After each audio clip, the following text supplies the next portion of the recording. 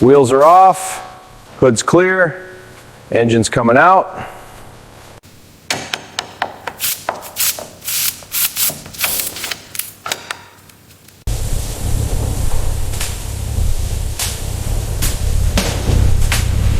Cleaning the grime off the engine parts. Now installing the fully restored engine.